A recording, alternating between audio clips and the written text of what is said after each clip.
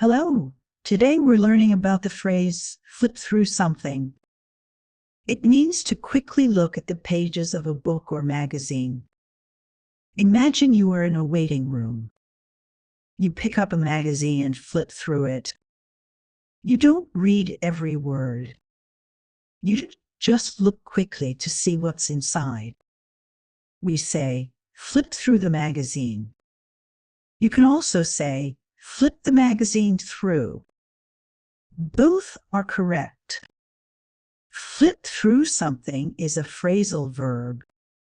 It is transitive, so it needs an object. You flip through a book, a newspaper, a photo album, or a catalog. People use this phrase when they want to browse or scan pages fast.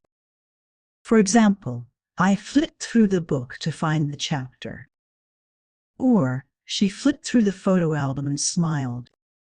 Be careful not to say flip over the book.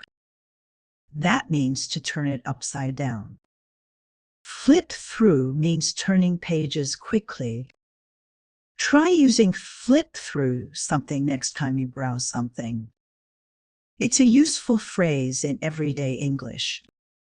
Thanks for watching. See you next time.